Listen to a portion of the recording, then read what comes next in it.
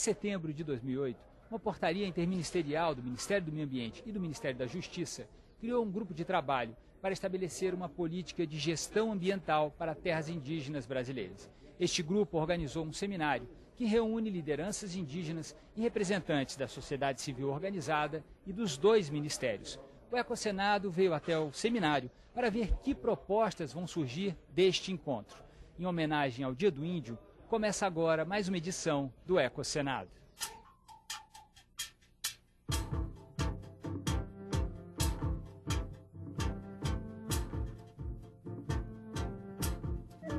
Terras indígenas, de acordo com a Constituição brasileira, são aquelas tradicionalmente ocupadas e habitadas em caráter permanente pelos índios.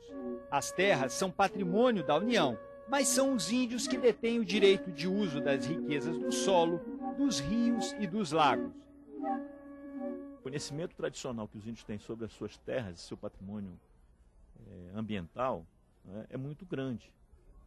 Só para você ter uma ideia, a ciência arqueológica demonstra que a ocupação indígena no Brasil remonta, no mínimo, a 13 mil anos, no caso da Amazônia especificamente. 13 mil anos de ocupação, né? A floresta amazônica não foi destruída ao longo de 13 mil anos. Os índios fazem o que nós, não indígenas, hoje chamamos de gestão ambiental há muito tempo. Eles têm um manejo claro da sua produção, das espécies, eles têm o cuidado com a água, eles têm toda uma forma de lidar com o meio ambiente que tem um forte conteúdo de preservação e de uso sustentável. Todo o conhecimento científico que o Ocidente produziu também sobre a biodiversidade, sobre o meio ambiente, também pode ser oferecido, não é, aos povos indígenas como uma contribuição também nossa, não é, para que esse patrimônio seja preservado. Além de recurso natural e fonte de subsistência, a terra tem ainda outra dimensão importante no universo indígena. Recurso sociocultural, ela é o suporte da vida social, da religião, das crenças e do conhecimento.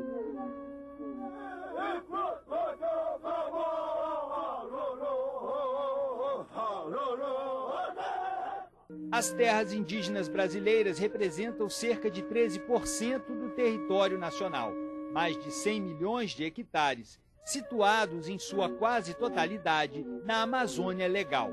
Embora os índios detenham a posse permanente e usufruto exclusivo das riquezas, essas terras frequentemente sofrem invasões. Mineradores, caçadores, pescadores, madeireiros e poceiros também são afetadas pelas atividades desenvolvidas nas proximidades de seus limites. As terras indígenas, elas são áreas protegidas, né? Tem um decreto do presidente da República que incluiu as terras indígenas no Plano Nacional de Áreas Protegidas, que inclui também as unidades de conservação. Elas constituem uma das maiores contribuições para a proteção do meio ambiente, dos biomas naturais brasileiros, principalmente da Amazônia. A floresta amazônica é um bioma ameaçado, né, como todos nós sabemos, e as terras indígenas são as que têm o menor índice de desmatamento, inclusive nas áreas de maior desmatamento, o arco do desmatamento principalmente, né? E isso sem falar no cerrado. Por exemplo, as maiores áreas de cerrado preservadas no centro-oeste brasileiro são as terras indígenas, né? Principalmente o Parque Nacional do Xingu, né? As terras indígenas Chavante e outras terras indígenas ali na região do Mato Grosso, na região do Mato Grosso do Sul. A região sul era coberta por araucárias. O sul sempre teve um símbolo, a região das araucárias. Hoje você não encontra mais nas suas araucárias. Mas na terra da onde eu venho, que é Mangueirinha, sudoeste do Paraná, está a maior reserva de araucária do mundo. Então nós podemos mostrar para o mundo que nós somos capazes de preservar uma área e ainda ali nós viver com a nossa cultura ali em cima, com a nossa agricultura familiar, e famílias ainda em crescimento, porque a terra diminuiu, mas as famílias estão crescendo, né?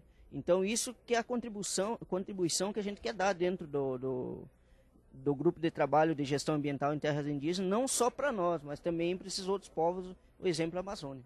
O meio ambiente, né, a floresta, todos os recursos faz parte da nossa vida, e aí é onde a gente consegue tirar, né, a nossa sustentabilidade cultural, nós podemos trabalhar o nosso projeto futuro.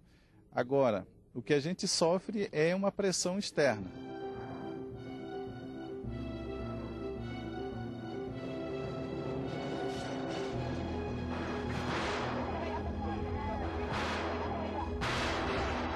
Nós queremos cuidar do entorno das áreas indígenas para impedir que as fazendas vão chegando muito perto, desmatem, contaminem com agrotóxico. Para isso vamos criar colchões amortecedores. Nós estamos preocupados com o que acontece dentro das terras indígenas. A população indígena baixou de 5 milhões para 300 mil e agora subiu para 500. Então, se você não tem um manejo, daqui a pouco vai faltar madeira, vai faltar caça. É saber os limites da utilização dos recursos que nós temos, né? Porque o índio não pode caçar, é proibido, né? Para você vender. Não pode pescar, não pode tirar madeira, não pode minerar. Então, afinal de contas, o que efetivamente sobra para os indígenas, né? O extrativismo é, por excelência, uma atividade compatível com a conservação da biodiversidade, né? Inclusive, essa política nacional que estamos discutindo, ela visa justamente a contribuir para que o uso da biodiversidade, através das atividades extrativistas, possa se dar em bases sustentáveis. Criamos uma carteira de povos indígenas, estamos trabalhando com uma linha de valorizar 10 produtos extrativistas, vamos trabalhar com as comunidades no manejo florestal, exatamente pegando de um lado, deixando a outra em pousio, para que não haja um desgaste de acordo com uma população crescendo e os produtos diminuindo. Existe já uma tradição de trabalho com os povos indígenas que começou através da Secretaria da Amazônia, que hoje é uma coordenação dentro da estrutura do Ministério, através no programa de agroextrativismo, né? Onde foram apoiadas várias comunidades indígenas e também extrativistas e tal, com foco na Amazônia.